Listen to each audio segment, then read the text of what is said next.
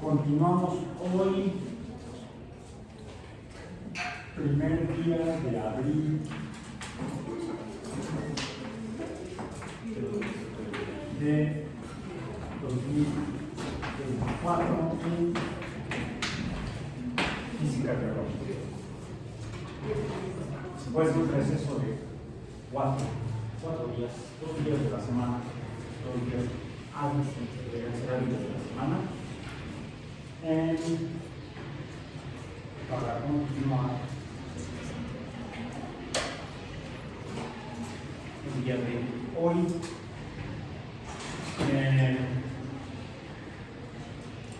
partiendo de lo que vimos previamente,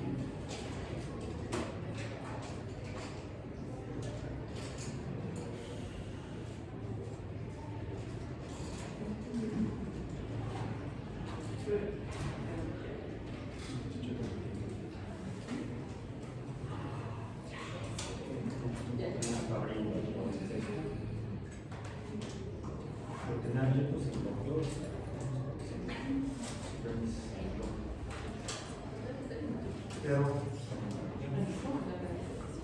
no hay problema.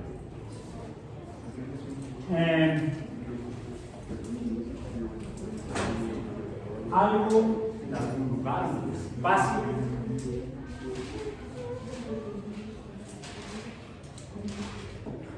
respecto a un sistema de referencia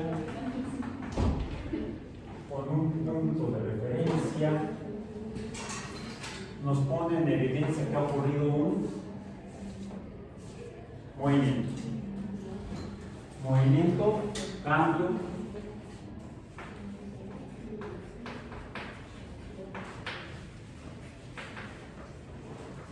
es cambio, sería en el espacio llamado X, cambio de posición en el espacio sería movimiento. O sería cambio de posición, exactamente. Porque para que sea movimiento necesitamos relacionarlo con otra cantidad que sería el intervalo en el cual ocurrió el cambio de posición. Y de aquí surge una cantidad llamada, dijimos, velocidad. Que indicamos no solamente la magnitud de cambio de posición en el espacio, la magnitud espacial y el intervalo en el tiempo, sino también hacia dónde se dio el cambio de posición en el espacio. Podría ser en un espacio horizontal o podría ser en un espacio vertical. A este lo asignamos otra, vamos a decir, otra escala con otro nombre en la dimensión, decimos y, podríamos tener entonces delta y, delta t, también tenemos que decir hacia dónde, lo que puede haber sido,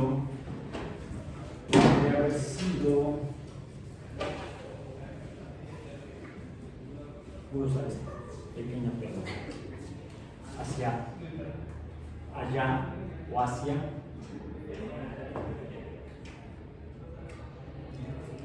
por cierto,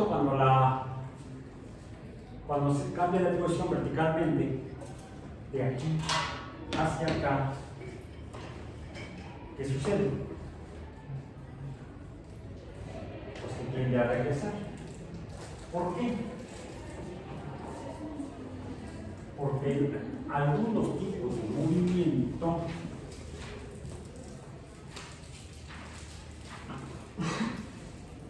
requieren, para entenderlos, medir otras cantidades. ¿Cuál en particular?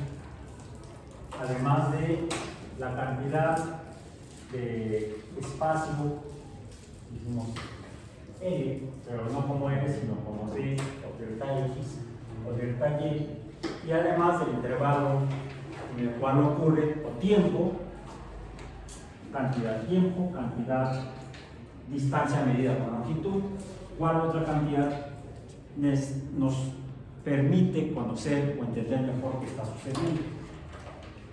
¿Cuál otra cantidad podemos relacionar con la cantidad de materia que conforma el cambio de posición espacio o, como dijiste, masa. ¿Cómo lo relacionamos? ¿Con cuál de todas estas? Pues inicialmente con la velocidad. Y de hecho, efectivamente, cuando relacionamos B, esta sería B, movimiento en el espacio X, tenemos que ponerle B, y dice X, porque esta sería otra B, ¿no? La flecha nos dice hacia dónde se está moviendo y esta Y nos dice en qué espacio se está moviendo, tendríamos que poner el movimiento en Y. El movimiento en X podría ser de algo que tenga masa, permitirnos determinar la cantidad de movimiento. El movimiento será el cambio de posición, pero la cantidad de movimiento dijimos que es el producto de la, como mencionaste, la masa por el cambio de posición en el tiempo que está ocurriendo, o velocidad. Velocidad por masa es, dijimos, P o cantidad de movimiento.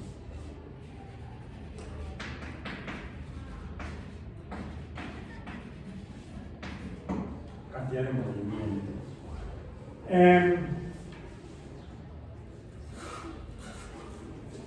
Dependiendo del sistema de referencia que estemos usando, podríamos considerar que quizá el objeto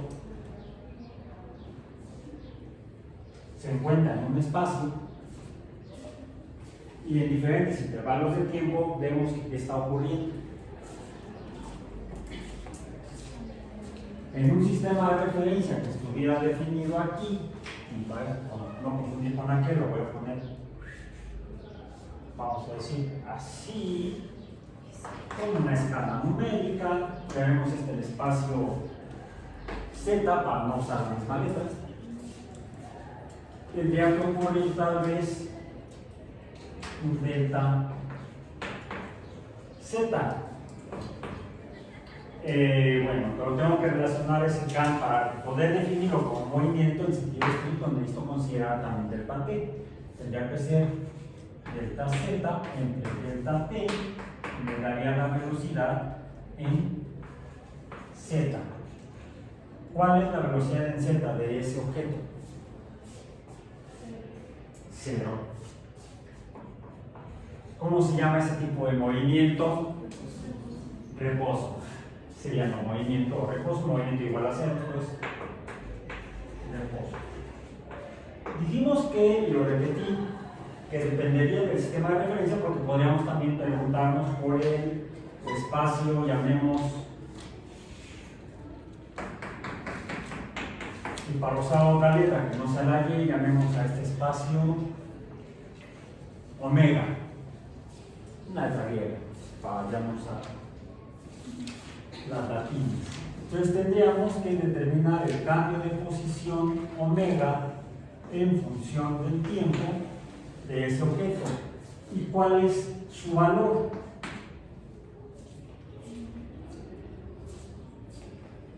¿Cuál? ¿Cuál es el valor? 0 también. La velocidad aquí, en omega, no sería Bz, sería V omega, sería igual a 0, entonces el objeto estaría en reposo en Z y en reposo en omega. Pasemos a otro sistema de referencia, también ya vimos algo así. Yo soy el sistema de referencia.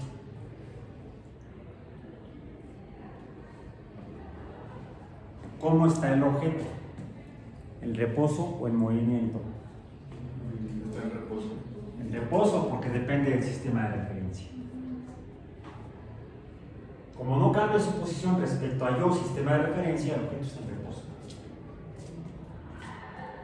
Hasta ahorita, los ejemplos que he puesto son objetos tal vez en una dimensión X, en una dimensión Y, en una dimensión Z, en una dimensión omega, en otra dimensión, como se llame, Raúl, en la cual está en reposo. Y puede ser también así. Esto sería aparentemente horizontal y esto sería aparentemente vertical, pero respecto a este sistema de referencia está en reposo. Si este sistema de referencia se refiere con otro sistema de referencia externo, Entonces, respecto al sistema de referencia externo, estaría en movimiento. Tal vez en omega, o tal vez en z, o tal vez en omega y en z. Okay. Hasta este momento todos los cambios de posición de ese objeto han sido en una, o si acaso en dos dimensiones, pero vistas como dimensiones independientes, separadas. Incluso cuando el objeto, vamos a ponerlo aquí en omega, estaría moviéndose, omega estrictamente tendría que ser aquí en 0, hacia acá serían valores positivos de omega y hacia acá serían valores negativos de omega. ¿Cómo sería el movimiento aquí? Habría dos. El primero, vertical, omega negativo, porque pasa de valores positivos a 0 y luego valores negativos. De valores mayores a valores menores. Y luego, positivo. Esto en cuanto a movimiento. Cuando consideramos la masa, tenemos que considerar la cantidad de movimiento, ya no solamente el movimiento solo, sino la cantidad de movimiento que implica considerar la cantidad de materia que está en movimiento. E incluso cómo esta materia puede interactuar con otra materia. En este movimiento de este objeto que tiene masa, ¿interactúa con alguna otra masa? ¿Sí? ¿Cuál? La de la Tierra. Ya revisaron, recuerden que en alguna sesión previa les dije que revisaban en la magnitud de la m subíndice t, o sea, la masa de la Tierra. ¿Cuál es? ¿Sí la buscaron, la encontraron y la anotaron? ¿O nada más la buscaron y no la encontraron? ¿O la encontraron y no la anotaron?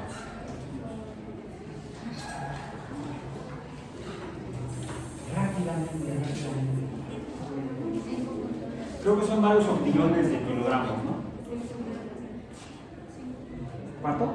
5 punto 972 por 10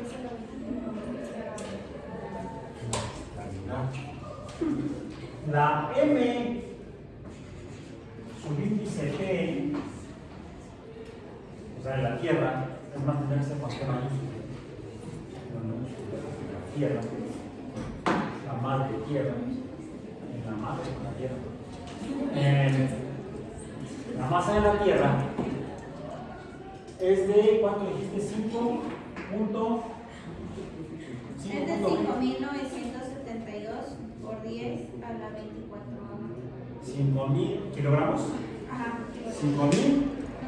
5.900. En sentido estricto, si vamos a usar expresión lo que llamamos potencias de 10, que es cuando ponemos por 10 a la algo, a alguna potencia, debemos usar solamente un número entero y los demás son decimales. Entonces, si es 5.000 no sé cuánto por 10 a la 24, necesitamos sumarle los otros 3 ceros al 24 y quedaría entonces 5 punto ¿qué? Por 10 a la 27. ¿Cuánto? 5.900, vamos a poner 5.9, ya a estas alturas del partido los demás decimales no pintan. 5.9 por 10 a la 27 kilogramos.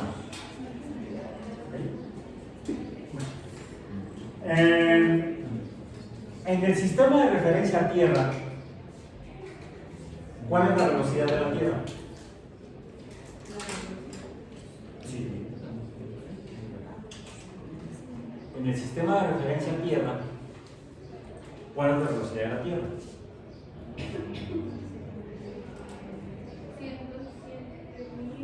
En el sistema de referencia a Tierra, ¿cuál es la velocidad de la Tierra? 0. Es como la pelota respecto al sistema de referencia a Raúl. Como no cambia de posición respecto a este sistema de referencia, su velocidad es 0. Podrá medirse una velocidad diferente desde un sistema de referencia externo. Sobre la Tierra, esta pelota está en reposo. No cambia su posición respecto a un punto en la Tierra, al cual podemos llamar 0. Ese es 0. cero horizontal, cero vertical. En realidad el cero horizontal, en sentido estricto, cuando medimos las cosas en la Tierra, no sería cero. Sería... A ver, 2.240 metros sobre el nivel cero o medio del mar. ¿Sí? Arbitrariamente tomemos como cero los 2.240 metros sobre el nivel del mar. Ese sería el cero. Bueno, sí, porque lo tengo aquí. Ahí está. Y no cambia, 2.240 metros sobre el altitud. No, ya cambió. Pero a lo mejor estaban midiendo ahí abajo, pero lo activé. 2.250 metros. O sea, 10 metros más. Como estaba yo hace rato. Ah, sí, subí. Estamos a 10 metros. Bueno, al elevado. El celular está a 10 metros de la planta abajo. Sí, está alto, ¿verdad? Sí, está alto. Ok, 2.250 metros. Luego sería respecto a omega. Este 2.250 sería el cero. Respecto a, vamos a decir, z y quizá otro que fuera perpendicular a z. Por cierto, no lo mide en metros, lo mide en grados. 19 grados, 21 minutos, 40, no, vamos a estar acá. 19 grados, 21 minutos, 40 segundos norte, 99 grados, 4 minutos, 21 segundos oeste. Son los dos sistemas de referencia, norte-sur y este-oeste, horizontales. Horizontales sobre un punto en la Tierra, porque la Tierra no es plana. Por eso se mide en grados la posición sobre la Tierra, porque no es plana. Si fuera plana no usaríamos grados, usaríamos metros. Porque si le damos la vuelta completa, ¿cuántos grados son? 360. Respecto al cero arbitrario que se estableció en la Tierra, no recuerdo cuándo, estamos en una posición de 19 grados, 21 minutos, 40 segundos norte y 99 grados, 4 minutos, 21 segundos oeste. Quiere decir que el cero está hacia el cero. En este-oeste está hacia el este y el cero en norte-sur está hacia el sur. Ese punto se encuentra frente a las costas de África, el 0,0. Frente a las costas atlánticas de África Central.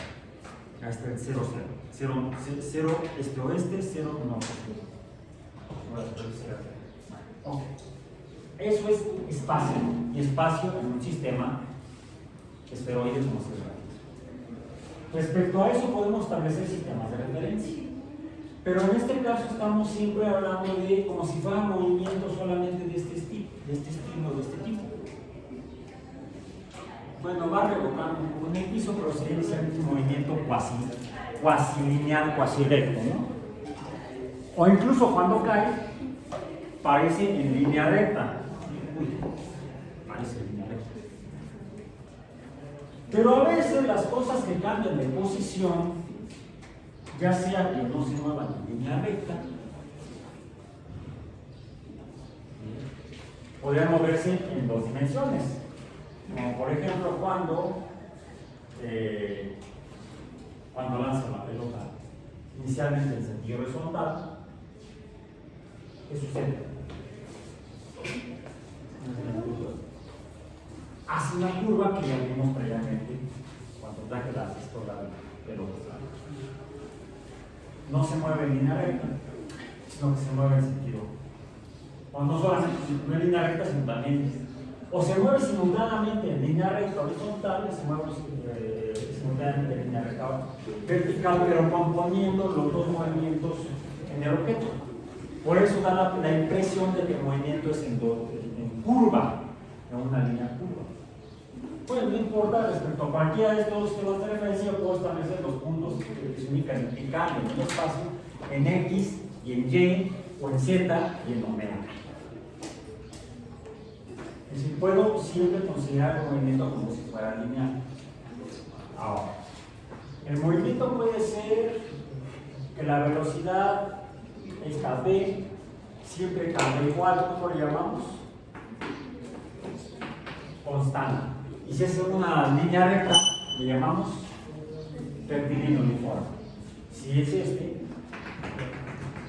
sería movimiento rectilíneo uniforme. ¿Bien?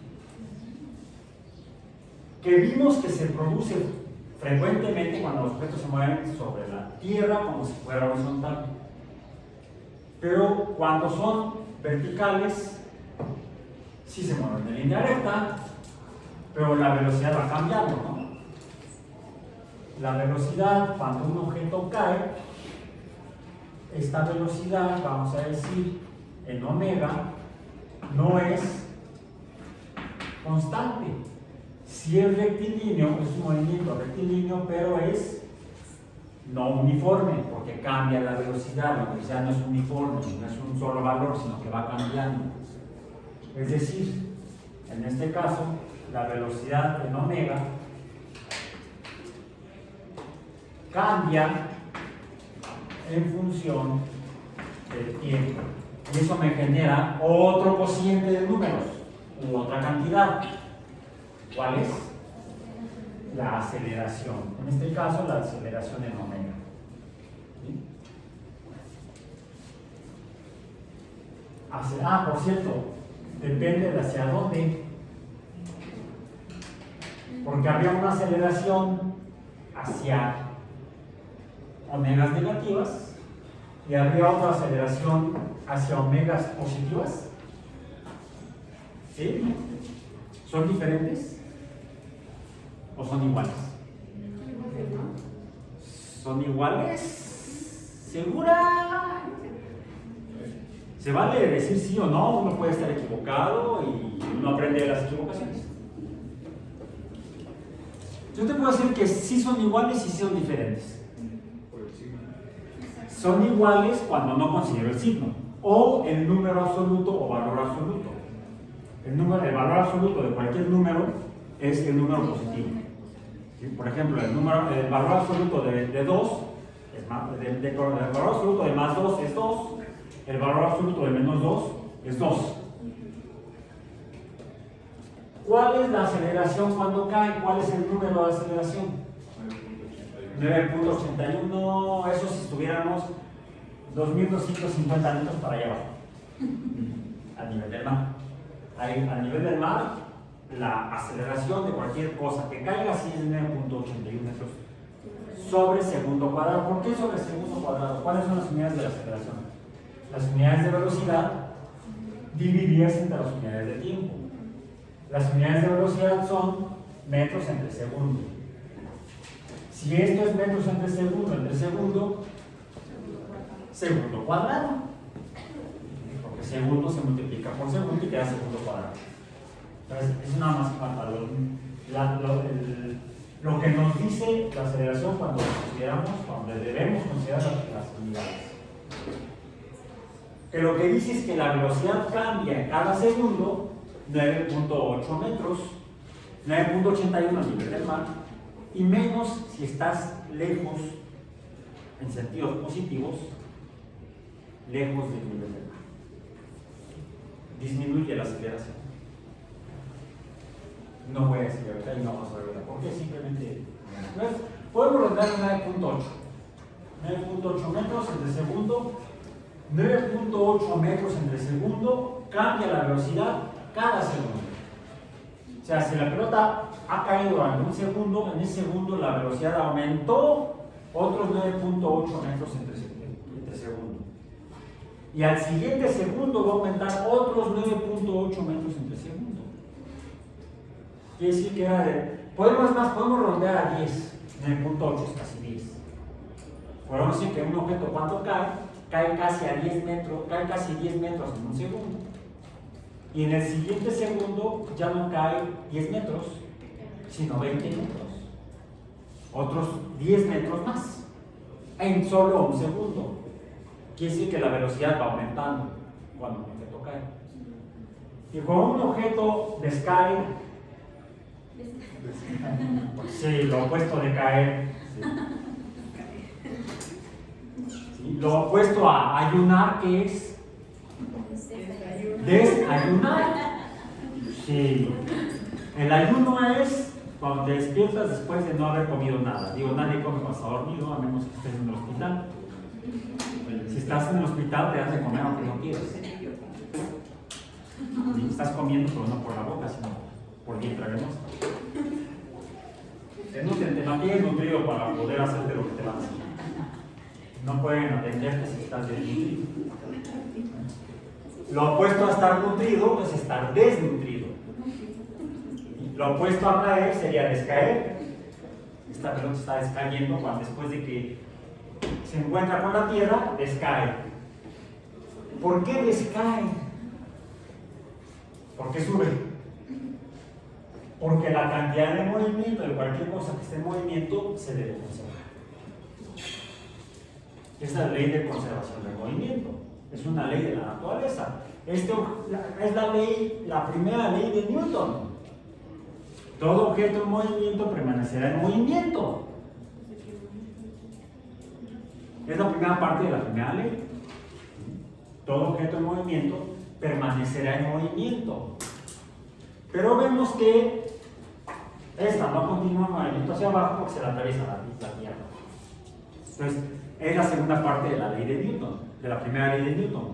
Todo objeto en movimiento rectilíneo, por cierto, ¿si es rectilíneo? Sí. Nada más que hay una pequeña diferencia. Newton se refería al movimiento rectilíneo uniforme en la primera ley. Dice cuando la pelota rueda en el piso, se va a seguir, se va a seguir, se va a seguir, si no estuviera lo que está ahí enfrente. Se seguiría el movimiento rectilíneo cambiando la misma distancia en mismos intervalos de tiempo, el movimiento rectilíneo uniforme, si no hay nada que se lo impida o que se lo cambie. Porque a lo mejor no le impide seguir, sino que le cambia el movimiento hacia otro lado, hacia otro lugar, en otra dirección. Eso lo incluye Newton en su primera ley, que actualmente la conocemos como la ley de la inercia. La inercia es el estado en el que se encuentra cualquier objeto, ya sea cuya velocidad es a cero o reposo, o cuya velocidad sea diferente a cero, pero que no cambie. Primera ley de Newton o ley de la inercia. Y vimos que se cumplen los objetos que se mueven horizontalmente sobre la Tierra, pero no los objetos que se mueven verticalmente sobre la Tierra. Porque el movimiento es acelerado, ya no es uniforme, ya no corresponde a la primera ley. Y Newton intenta explicarlo, no termina, pero lo intenta, comienza a describir que cuando los objetos no se mueven en línea recta uniforme, ¿a qué se debe? Pues que algo se lo está cambiando. A eso mismo que dice, debe seguir movimiento uniforme a menos que algo le cambie el movimiento uniforme. Ya sea que le cambie el rectilíneo a otra forma, como cuando la lanzo, cuando la quiero rodar pero en el aire, no es rectilíneo, es distinto. Eso ya lo asume o lo empieza a explicar Newton en su segunda ley. ¿Por qué no se sigue en línea recta? Porque algo le está cayendo, se le está aplicando al objeto, de modo que le cambia su movimiento rectilíneo, o en la forma, que ya no sea rectilíneo, o en que ya no sea uniforme, como cuando cae, aunque sea rectilíneo. Si me puedes cerrar la puerta, por favor, porque hay mucho ruido. Entonces, puede cambiar de dos maneras el movimiento y quizá la cantidad de movimiento de un objeto, ya sea porque cambia su dirección de rectilíneo diferente a rectilíneo, o porque cambie de uniforme a no uniforme o acelerado. Movimiento, de hecho, aquí no lo pusimos, sería movimiento rectilíneo acelerado cuando cae o cuando descae. ¿Por qué digo cuando descae también es acelerado. O no es uniforme. Cuando cae, ¿por qué no es uniforme? Porque la velocidad va cambiando. Va aumentando cuando cae. Y cuando descae, Disminuye su velocidad. disminuye conforme va subiendo. Hasta que, fíjense, aquí la velocidad es cero. Aquí la velocidad es cero. Cambia a más de cero. Cuando toca la tierra, ¿cuál es la velocidad? Cero. E inmediatamente después cambia a distinto de cero a una velocidad inicial n, y esa velocidad inicial n comienza a disminuir, a disminuir, a disminuir hasta que llega aquí y es cero. ¿Y luego qué sucede? Vuelve a caer, vuelve a pasar de cero a más. Entonces pasamos de una aceleración positiva a una aceleración negativa, a una aceleración positiva, a una aceleración negativa, etcétera, etcétera, etcétera. Sin embargo, la ley de la inercia nos dice que la cantidad de movimiento debe mantenerse. La ley de la conservación del movimiento sería una consecuencia de la ley de la inercia. Todo objeto en movimiento debe permanecer en movimiento, salvo que se tope con algo, y entonces pasamos a esta ley, que ya les dijimos, M1, P1 será igual a M2, P2. Y esta es la ley de la conservación del movimiento. La velocidad de los objetos se conserva cuando interactúa un objeto con otro. Ya dijimos que la Tierra, en el sistema de referencia Tierra, está en reposo. La pelota estará en movimiento respecto a la Tierra. Y se encuentra con la Tierra cuya velocidad es cero, pero su masa no es cero. Sin embargo, el producto de la masa, el producto de la masa de la Tierra con la velocidad de la Tierra, ¿esto cuánto es? Cero. Esto, muy grande, aquí está. Sería esto por cero. Igual me da cero. Pero esto tiene que ser igual a la velocidad, aunque sea cero, le pongo la flechita, de la pelota por la masa de la pelota, la cual es muy pequeñita, de unos pocos gramos. Es más o menos como la masa de una pelota de squash. Diríamos que 25 gramos aproximadamente. 20 gramos. ¿Cuál es la cantidad de movimiento total? Pues esto por esto será igual a esto por esto. Como la cantidad de movimiento se tiene que conservar, entonces la masa de la Tierra le regresa el movimiento a la pelota, por eso regresa. Pero la ley dice que debería de conservarse la cantidad de movimiento. Quiere decir que la velocidad debería darle suficiente para que regresara a donde partió. Y sin embargo, regrésate. Dice la ley que tienes que regresar a donde partiste. Bueno, antes de que se mueva para acá. ¿Por qué no regresa a donde la solté? Porque se está acelerando. A ver, la pelota es sólida, líquida, gaseosa. Es como la de squash, que tiene aire en el interior. No, no es elástica. Bueno, sí es parcialmente elástica. Hay una cosa medio loca de esto. Loca cuando uno trata de entenderlo en el lenguaje coloquial. La Tierra es sólida. ¿Sí? Si un objeto sólido colisiona con la Tierra, la cantidad de movimiento se tiene que conservar, y entonces el objeto tiene que retomar la energía, el movimiento, la cantidad de movimiento, y debe volver a moverse como se está moviendo, dado que la Tierra no se movió. Si la pelota colisionaba con la Tierra y le pasara parte de su movimiento, que es lo que dice aquí, el objeto de movimiento, la pelota, la masa de la pelota del movimiento, le debe pasar parte del movimiento a la Tierra debe moverse. Pero ¡ay! Se mueve la Tierra. No se mueve por la diferencia de masas. A lo mejor sí se mueve, pero una cantidad de espacio tan pequeña que no se nota. Cada que colisiona la pelota con la tierra, la está moviendo a la tierra. Sí, ¿no? Pero es tan pequeña, por eso no regresa. Tiene una cantidad de movimiento producto de la masa por la velocidad, y si no regresa acá es porque esta cantidad de movimiento debe haberse pasado a la tierra. Sí sería así si el objeto fuera completamente rígido, absolutamente rígido y por lo tanto indeformable. Pero la pelota es deformable, ¿verdad? Sientes que la aprietas y se cambia su forma. Apriétenla y van a darse cuenta que cambia su forma. Bueno, les voy a dar una pelota. Les voy a dar una pelota. ¿Será igual? Una cuica. A ver, es más, a ver, tamaños, magnitudes, espacios. Pues de tamaño son muy similares. Son casi iguales, ¿no? Por esto es más sólido.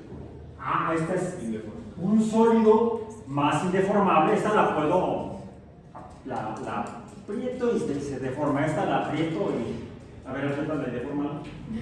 No. A ver, pasa tu compañera si puede. No, solo quería hacer. Profe, yo tengo una pregunta. Ajá. Por ejemplo, ¿el coeficiente de elasticidad se consideraría en este tipo de problemas o solamente como resortes? Porque se dice que no es deformable, entonces. Debemos tener mucho cuidado con el lenguaje que usamos, con las palabras que usamos y el significado de las palabras que usamos. Es por eso que estoy acudiendo a estas dos esferas, pelotas. Bueno, no la llamamos pelota, la llamamos canica, pero ambas son pelotas. ¿La diferencia cuál es? Esta es parcialmente deformable, un poco deformable, y esta no es deformable. La canica no es deformable comparada con la pelota esta anaranjada. Esta entonces, si la dejo caer, al no deformar, además la pelota de hule de goma, cuando la dejo caer, al colisionar con la tierra, se deforma. Sí, justamente por eso se Sí. dice el coeficiente. Y entonces, antes de hablar de coeficientes, si usas palabras raras, si son palabras raras. Recordemos que ya lo revisamos previamente cuando vimos que las pelotas se deforman, y entonces dijimos que cada poco de la masa de la pelota, al cambiar de posición respecto al sistema de referencia de la pelota, e incluso del espacio, un sistema externo, está entonces cambiando su cantidad de movimiento del material que conforma al objeto, a la pelota, que es lo que caracteriza y diferencia a los líquidos de los sólidos, a los gases de los líquidos. Recuerden el experimento del globo con agua dentro del caso. El agua, cada poco de agua se sigue llevando el movimiento y por eso revienta el globo. El agua, después de que colisiona con la tierra dentro del casco, continúa en movimiento cada poco de agua. Cada poco de agua se lleva parte de la cantidad de movimiento del agua en movimiento. O sea, podemos decir que en términos de las palabras que usaste, el agua sería elástica. Si consideramos elástico algo deformable. Algo deformable, y de hecho en términos del lenguaje coloquial allá afuera en la calle, si uno le pregunta a una persona qué es algo elástico, pues algo que se estira, cambia su forma, ¿sí? Como el hule. Esta pelota entonces sería elástica. Pues es aquí donde la comprensión de la física choca con el lenguaje coloquial y la comprensión de las cosas con base en el lenguaje coloquial. La elasticidad en física se relaciona con la cantidad de movimiento. Y por eso decimos que cuando dos objetos indeformables, es decir, cuya materia no cambia de posición respecto a ellas mismas, por eso no se deforman, se mantienen en la misma posición en su sistema de referencia, E incluso cuando en un sistema de referencia externo se mueve todo junto, eso sería un objeto indeformable o no deformable.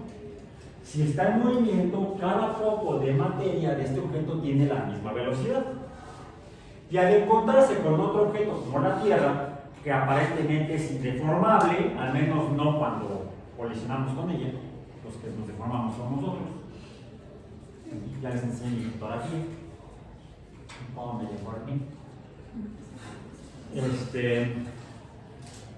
La cantidad de movimiento del objeto en movimiento debe pasar al objeto que estaría en reposo con el cual colisiona. O quizás si ambos están en movimiento, la cantidad de movimiento que se pasan uno al otro dependerá, recordemos, dado que la velocidad vectorial dependerá de la dirección que lleva cada uno de ellos. Por eso mencioné que en el caso de las colisiones de objetos, por ejemplo, vehículos en la vía pública, se puede hacer la reconstrucción de cómo fue la colisión a partir de hacia dónde saltaban los pedazos o dónde quedaban los objetos que colisionaban, porque todo se define con base en los vectores de velocidad y las masas componentes. Si esta esfera, pelota o canica, que es indeformable, colisiona con la Tierra, entonces la cantidad de movimiento que le pasa la canica o la deformable a la Tierra tendría que conservarse y pasarse a la Tierra, pero como la Tierra no se va a mover, debería regresarle a la canica. Y entonces debería quizá regresar. Oh, pequeño problema. Siempre que lo hago aquí. Es más, hasta cómo suena. ¿Se fijan cómo suena? Aquí sonó diferente. Y subió un poco más. Lo que estoy encontrando cada vez que dejo caer esta esfera rígida, deformable, en el suelo del edificio, en el piso del edificio, en las losetas del edificio, lo que estoy encontrando son cámaras de aire debajo de las losetas.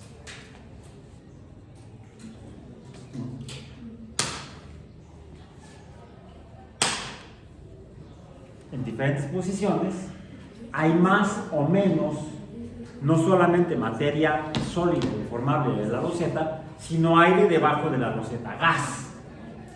Porque cuando colisiona la esfera indeformable con la loseta indeformable, le pasa cantidad de movimiento a lo que está debajo de esa loseta indeformable, y si fuera un material indeformable debería entonces regresar en la misma cantidad de movimiento a la canica, a la esfera. ¿Por qué tanto se ve diferente como que la canica regresa menos?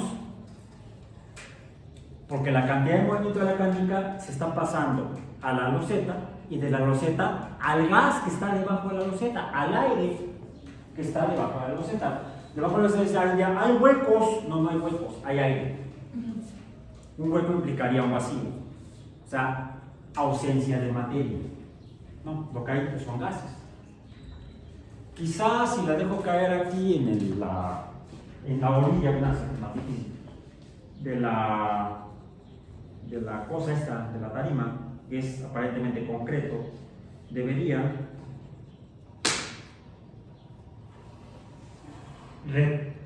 retomar parte de la cantidad de movimiento y ascender más, y si sucedió, ¿no?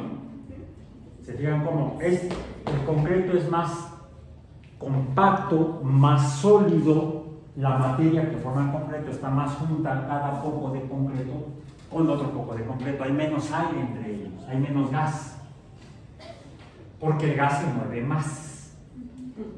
La diferencia entre los tres estados convencionales o estados de agregación de la materia, sólido, líquido y gaseoso, es qué tan juntos están, qué tan junto está cada poco de materia respecto a otro poco de materia. Mientras más juntos estén, serán más sólidos, serán menos deformables si no se separan unos de otros, y tendremos sólidos más indeformables, le llamamos más rígidos o más sólidos. Esta pelota es tan deformable que cada poco de pelota se lleva o retoma un poco más de la cantidad de movimiento. Por eso es que esta, incluso contrariamente a lo que uno podría pensar, resulta que regresa más cerca de la posición original de reposo. En cambio la canica, casi golpeando en la misma posición, ¿qué pasó? Al tocar el suelo, tocaban el suelo juntas y cada una se llevó una buena cantidad de movimiento. Pero estamos viendo movimientos de objetos como si se movieran, como si fueran puntos adimensionales en movimiento rectilíneo. Ahora, ¿qué sucede si lo que tenemos no es un objeto rectilíneo, sino lo que tenemos es, vamos a poner esta superficie?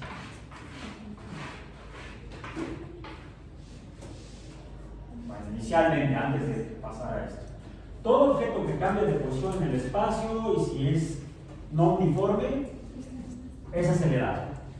Ahora, yo puedo relacionar el movimiento no uniforme o la aceleración con otra propiedad de la materia que puede ser la misma masa. Finalmente, una masa que esté en movimiento pero que la velocidad esté cambiando sería esto, ¿no? Masa por aceleración. Pero ya no es la velocidad, ahora es el cambio de velocidad. Y esto se desprende de la explicación que intentó dar Newton a por qué los objetos cambian su movimiento rectilíneo uniforme. Esto se desprende de la segunda ley de Newton. Pero Newton no llegó a esto. Nada más planteó que el cambio de movimiento de los objetos será proporcional, será producto de lo que le cambie el movimiento y le da nombre. ¿Cuál es el nombre? Fuerza. Sí le da el nombre, pero no la define completamente. Ahora lo escribimos así. El cambio de la cantidad de movimiento, ¿qué es esto? Esto es cantidad de movimiento. Si B cambia, entonces un cambio en la cantidad de movimiento. El cambio en la cantidad de movimiento o aceleración será proporcional a lo que le afecte, a lo que cambia, y lo que cambia A es F. Le llamamos fuerza. Las fuerzas son las que hacen que los objetos cambien tanto su cantidad de movimiento como la dirección del cambio de movimiento. ¿Por qué? Porque son vectoriales. Vectorial significa dirección. Ya sea que colisione con la Tierra y regrese igualito, en línea recta, o colisione con la Tierra, además no colisione con la Tierra.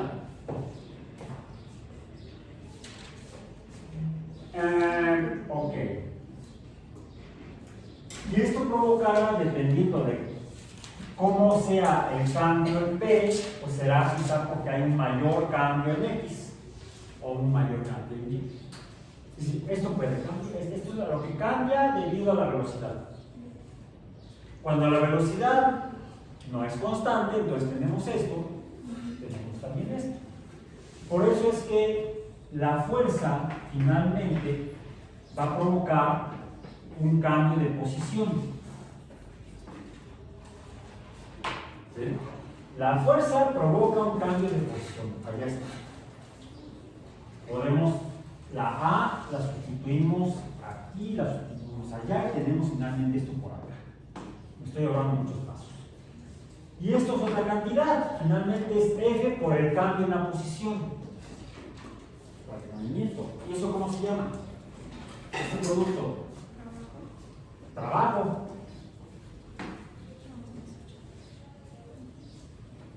Eso es el trabajo.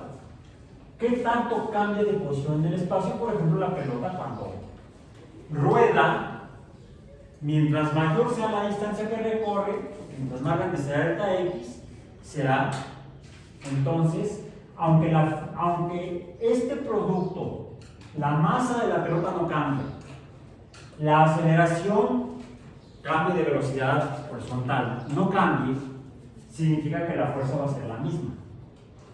Si A es 9. Bueno, que fuera 1 metro entre segundo, 1 metro cada segundo, 1 metro cada segundo, 1 metro cada segundo, la masa de la pelota, la magnitud de la fuerza será 1 metro por segundo por 0.02 gramos, por 0.02 gramos, 20 gramos. ¿Cuánto será? Si la masa es 0.02 gramos, o sea 20 gramos, por un metro entre segundo al cuadrado, estos son gramos, o serían kilogramos. ¿Cuál es la fuerza? Serían 0.02 kilogramos por metro entre segundo cuadrado. Esas son las unidades de fuerza. Metros, kilogramos por metros entre segundo cuadrado. Sin embargo, nadie le llama así. ¿Cómo le llaman? Newtons. Un newton es o equivale a una masa de 1 kilogramo moviéndose, por ejemplo, a esa distancia de 1 metro cada segundo, o a 1 metro entre segundo cada segundo. Una masa de un newton es una masa de 1 kilogramo moviéndose o cambiando de posición 1 metro entre segundo cada segundo. A esa velocidad en ese tiempo. Okay. Se estaría moviendo con esa fuerza, bueno, estaría cambiando así. Y estaría recorriendo, mientras mayor sea la distancia que recorra, mayor será el trabajo que realiza esa fuerza. El trabajo que realiza una fuerza. Toda fuerza puede provocar que cambie de posición la pelota. ¿Está cambiando? No, pero puede cambiar. Puede cambiar, por ejemplo, ahí está. ¿Puede cambiar? Quédate ahí. ¿Puede cambiar? Sí, puede cambiar. ¿Está cambiando? Pero puede hacerlo. En el momento en que algo se lo hace, lo que se lo hace es una fuerza. Y esa fuerza está ahí presente que puede provocar el cambio de posición de la pelota, etcétera, etcétera. Esa fuerza que puede hacer algo es lo que llamamos energía. Puede ser porque ruede o puede ser porque caiga. Si cae, ¿qué fuerza es? Le llamamos a la caída, no a la descaída, sino a la caída. La caída es gravitación o gravedad. Gravitación, vamos a decir, gravitación. Lo que provoca la caída será la fuerza de gravitación. ¿Podemos cuantificarlo? Pues sí, tenemos la aceleración, ya la mencionamos, se la saben desde la secundaria. La aceleración A, flechita, subíndice G, tiene un valor numérico de 9.81 metros entre segundo cuadrado al nivel del mar. ¿Bien? Ok. Podríamos entonces poner aquí ese valor. Si fuera M por A subíndice G, sería igual a, bueno, un objeto que tenga 1 kilogramo de masa. Un objeto que tenga 1 kilogramo de masa está siendo empujado o más bien jalado por la Tierra con esta aceleración. ¿Bien? Si esta masa es de 1 kilogramo, si esto es igual a 1 kilogramo por 9.81 metros entre segundo cuadrado, ¿esto qué es? Sería la fuerza de gravedad, o F subíndice G, sería igual a M por A subíndice G, sería esto igual a un, no es un newton. Un newton sería si fuera 1 metro entre kilogramo cuadrado. Son 9.81 newtons. 9.81 newtons. Es fuerza.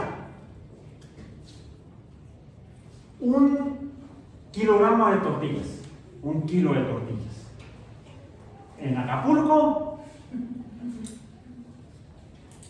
está sujeto a una fuerza, a una aceleración de 9.81 metros entre segundo cuadrado, y entonces equivaldrá 1 kilogramo de tortillas a 9.81 newtons de tortillas.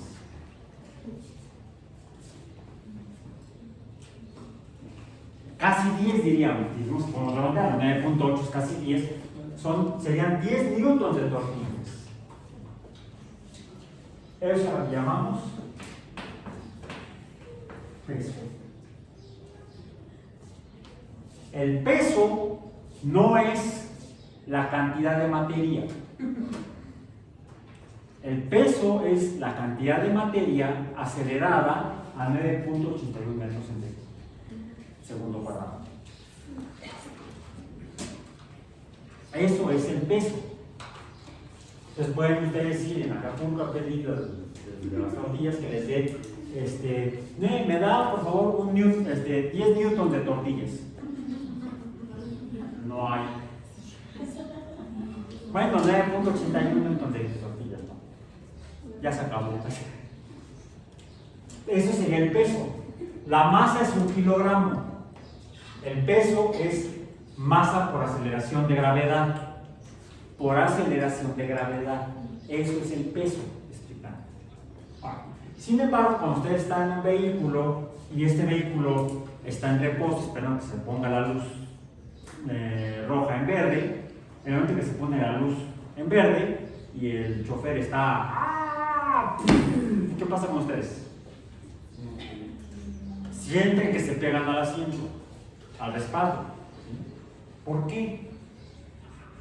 Porque pasaron de reposo a una velocidad diferente, mayor. En palabras, son acelerados horizontalmente.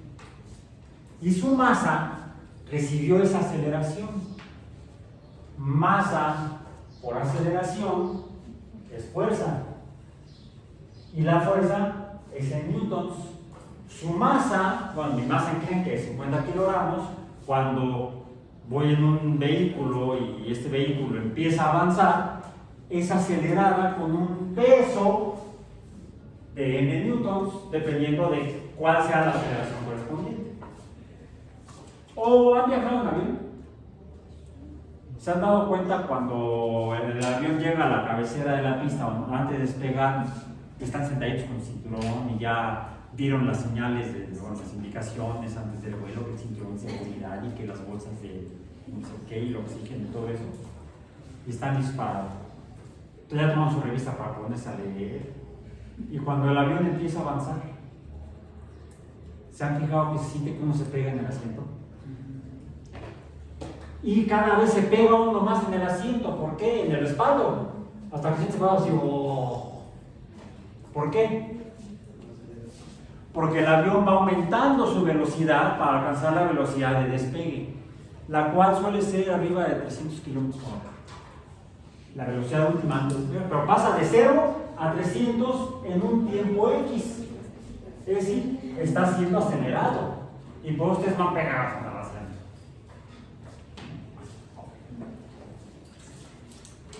Todo esto es fuerza y de hecho podríamos incluso para la caída, aceleración, ¿qué es? La aceleración es cambio de velocidad en el tiempo y la velocidad es distancia entre tiempo. Podríamos para la caída, de hecho, hacer lo siguiente. Toda fuerza que es capaz de producir un cambio en algo, por ejemplo, de reposo a movimiento, o de movimiento a reposo, lo que hace que se detenga algo, ya sea el movimiento horizontal o vertical, toda fuerza que es capaz de producir trabajo es esta fuerza que es capaz de producir trabajo, es lo que llamamos ahora sí energía. La energía es la capacidad que tiene una fuerza para producir trabajo. Por ejemplo, mi mano o mi dedo que puede mover la pelota es energía. ¿Por qué? Porque puede cambiar el estado de reposo a la pelota.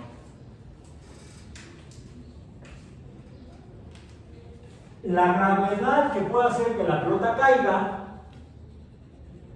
como es una fuerza que es capaz de cambiarle el estado de reposo a la pelota, ¿qué va a hacer? Energía. Energía de caída o energía gravitacional. Estrictamente la energía gravitacional que puede hacer caer, lo llamamos también energía potencial, se define por masa por gravedad, por altura, porque la altura es esta delta Y. Esta delta Y. La aceleración aquí está, el cambio de velocidad. Entonces, finalmente esto es lo mismo que aquello cuando la velocidad no es constante. Cuando las cosas caen, como ahorita caen. Puedes calcular la energía potencial con la que iba a caer antes de que cayera. Una vez que empieza a caer, ¿qué sucede con la altura? Y entonces la energía potencial va a disminuir. La energía dijimos que es la capacidad de una fuerza de producir trabajo. Y la fuerza es el cambio en la velocidad o aceleración. El cambio en la velocidad, más bien la velocidad sobre esta masa es movimiento, es cantidad de movimiento o momento. Entonces, cada que esto lo que me dice es lo que le puede pasar al objeto cuando cae. Pero cuando cae, ya no es lo que le puede pasar, sino lo que en realidad le pasa. Pasa de energía potencial que puede hacer que algo caiga a la energía, dado que la cantidad de movimiento se tiene que conservar, la conservación del momento o del movimiento, me dice que la energía debería conservarse también. Pero esto me está diciendo que la energía está disminuyendo cuando disminuye la altura. ¿La energía desaparece? No, se está transformando en energía de movimiento o en OE subíndice C. Ya dijimos que el estudio del movimiento es la cinemática o cinética. Bueno, cuando los objetos empiezan a moverse, su energía potencial, que es la que puede hacer que caiga o que ruede, se transforma en energía de movimiento o energía cinética. La mayor energía de movimiento vertical de esta pelota es cuando está ahí, en este sistema de la canaleta, o si la pongo ahí, va a caer. Pues más, si la pongo acá arriba. Ahí no se cae. Ahí está. Ahí tiene una energía potencial mayor que cuando está aquí abajo. Cuando empieza a caer, la energía potencial empieza a disminuir. Y empieza a aumentar la energía cinética. Eso me explica también por qué se acelera. La fuerza está actuando sobre ella. Y entonces está aumentando la energía cinética. Aumenta la energía cinética y disminuye la energía potencial porque disminuye la altura. La ley de conservación de movimiento dice que debería, si se encuentra con algo, la primera ley de Newton dice debería regresarle ese movimiento, pero no se lo regresa. En parte porque el objeto es deformable, pero aún en los objetos deformables, cuando caen,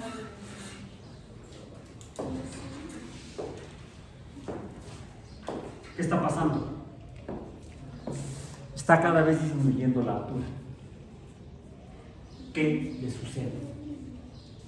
Para entender qué le sucede y por qué va a terminar en reposo con la menor energía potencial porque la altura sería cero, tenemos que entender no el movimiento de las cosas en línea recta, sino las cosas como por ejemplo cuando tenemos aquí una superficie y lo que está aquí se mueve no en una, sino en dos dimensiones. Y el mejor ejemplo que tenemos es esta colina.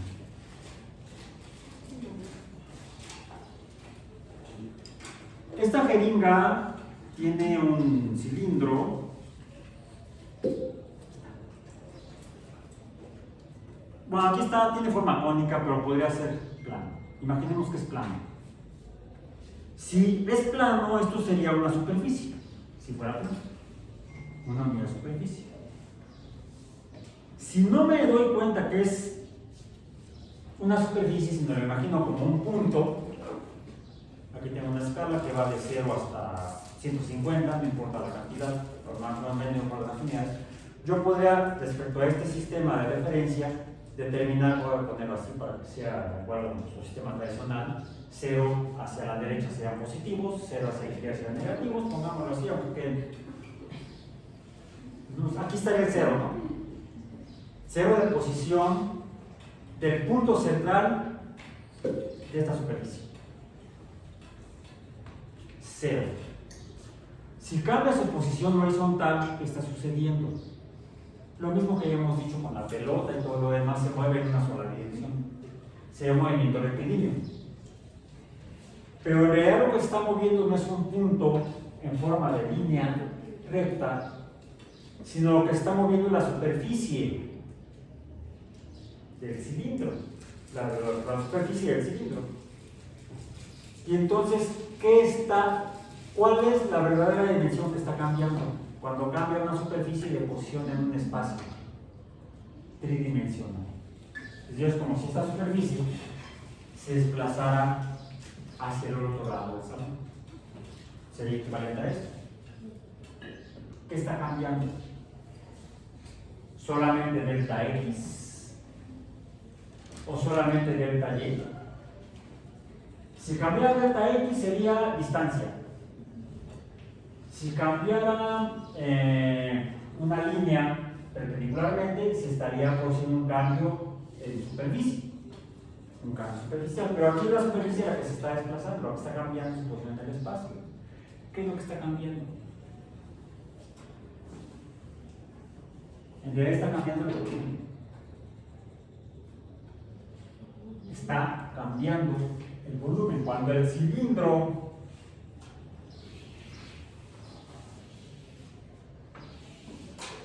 se desplaza, cuando la superficie del cilindro se desplaza, lo que estamos teniendo es un cambio de un volumen inicial digamos, de 0 a un volumen, llamemos final, de n, distinto de 0. Estamos teniendo aquí entonces un cambio en el volumen.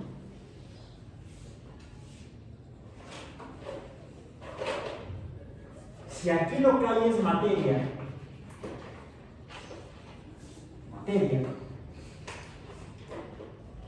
entonces estamos teniendo un cambio de posición de la materia en el espacio.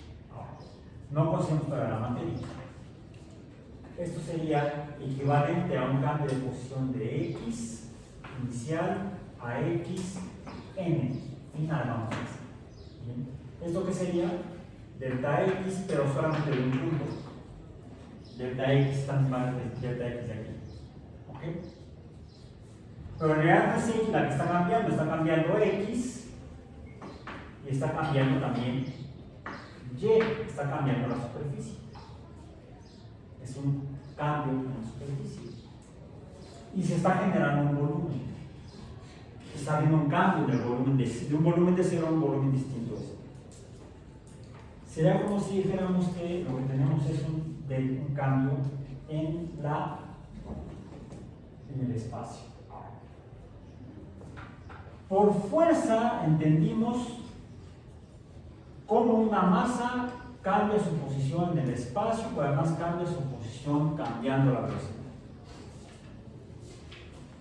Vimos previamente que cuando hablamos de los líquidos y los gases, el gas adentro de la botella, o el gas, no es gas que es líquido dentro del encendedor, cuando le permito que salga, se transforma en gas.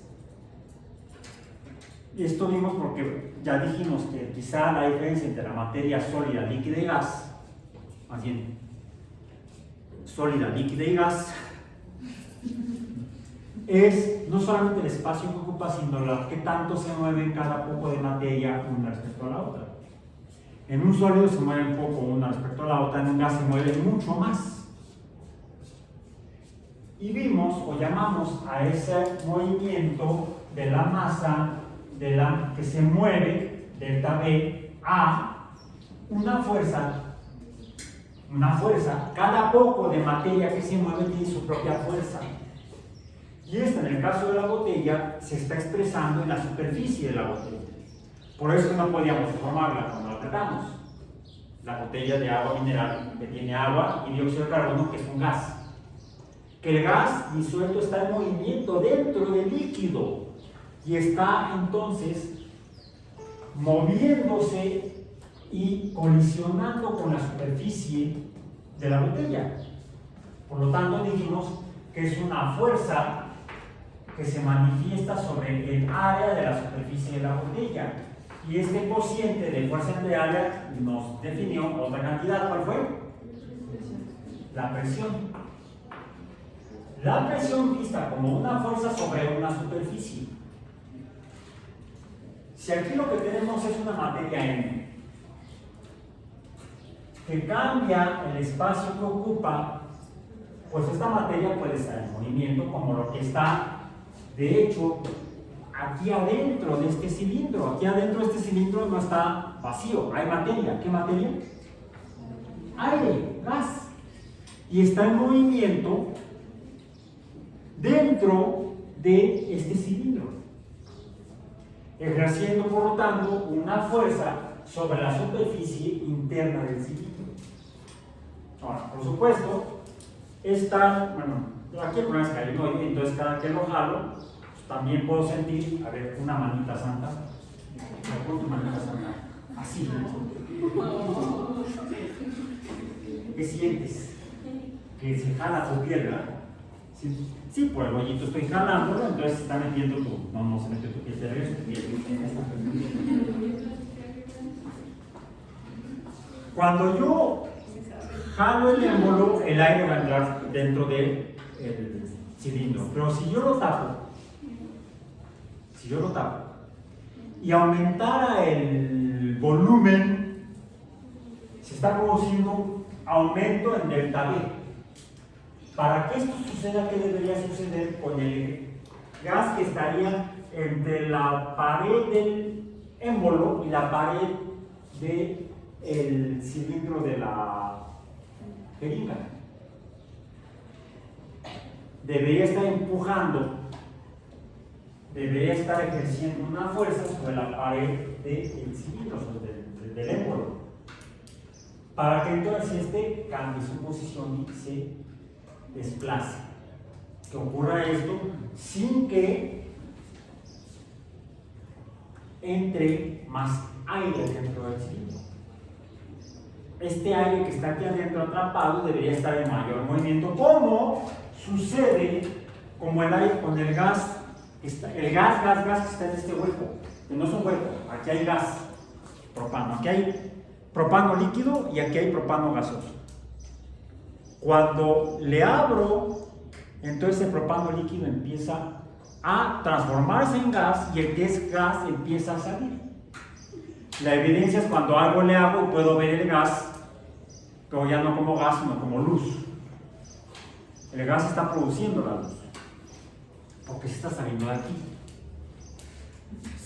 Puede suceder que no se salga, puede suceder que el gas aumente su volumen aquí adentro. Para que eso ocurra debe estarlo empujando, tiene que estar ejerciendo una fuerza sobre la superficie del émbolo, pero no solamente sobre la superficie del émbolo, sino sobre la superficie interna del cilindro. Ahora, está cambiando la posición delta X del cilindro. Estaría ocurriendo entonces un trabajo, ¿no? Fuerza por delta X es trabajo. Delta X sería un punto, pero aquí no es un punto lo que está moviendo la superficie. ¿Qué está ocurriendo aquí? Aquí lo que tengo es fuerza, pero por el cambio, no en X, sino por el cambio en el volumen. Por el cambio en el volumen. Está aumentando el espacio que ocupa el gas.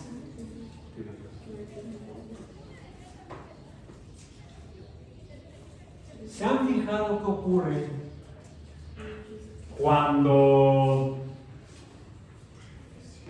se calienta el agua en una tetera? ¿Qué pasa? El agua líquida, al calentarse, empieza a transformarse en humito, el famoso humito del que hemos hablado antes. No es humito, es otro nombre. ¿Cuál es? Vapor. ¿Qué es el vapor? Agua separada. Agua separada más que en el líquido.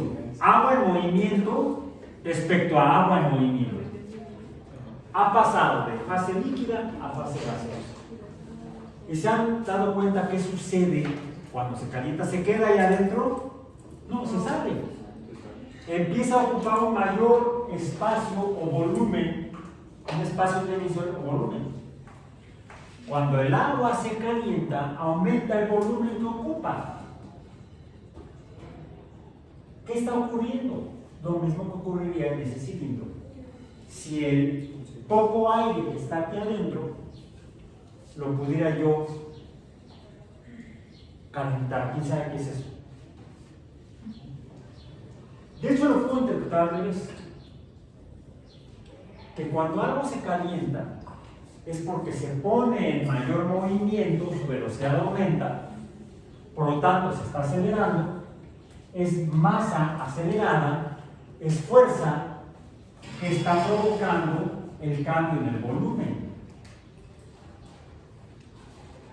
El cambio en el volumen que provocan las fuerzas. ¿Sí? Ahora, ¿esta fuerza dónde se está aplicando? Esta es fuerza entre área en realidad. Fuerza entre área. La fuerza en las paredes del cilindro. Es fuerza entre área por volumen. ¿Y esto entonces qué es? Fuerza entre área es presión. La presión por el cambio en el volumen. Lo puse al revés. Se llama index.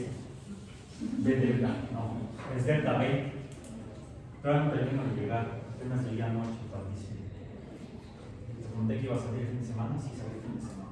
Vamos los días anteriores y regresé después de un día que de casi 9 horas. Todavía me duele el paseo. 9 horas sentado, manejando. Yo lo que sentía era esto: la fuerza de mi inclinación de humanidad en el asiento, la presión acá atrás. Bueno, la presión que es fuerza entre área. Como tengo poca área, tengo mucha presión, por eso me dolía. ¿Bien? Fuerza entre área, presión, cambia volumen. ¿Esto qué es? Es una medida o es una forma de medir el calor en la materia. Es una forma de medir el calor en la materia. No es calor, temperatura. ¿Qué es la temperatura? La temperatura es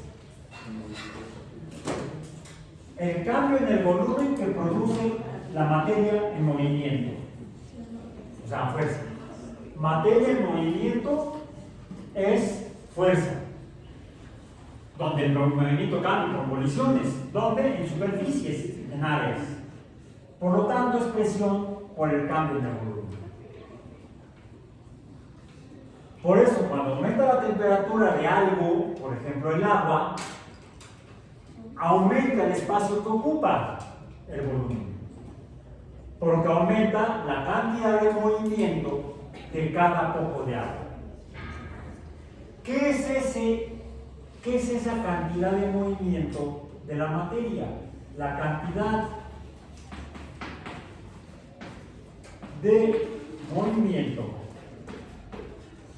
de la materia, vamos a decir la masa,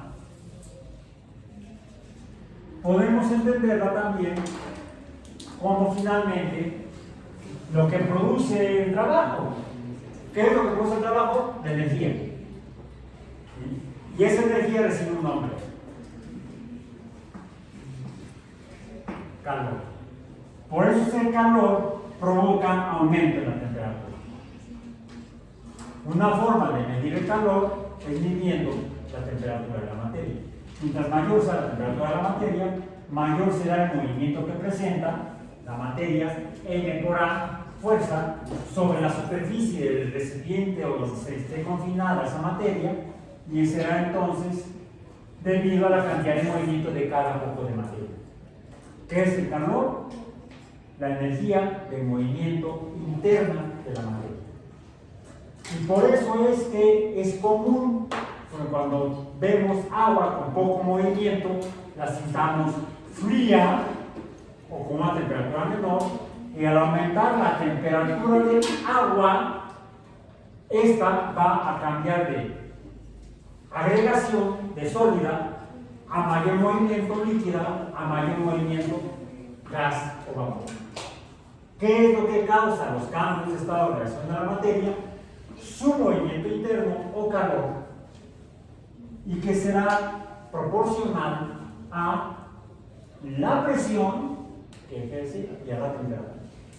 Lo demás lo estaremos viendo después, porque, ok, ¿qué onda con la temperatura?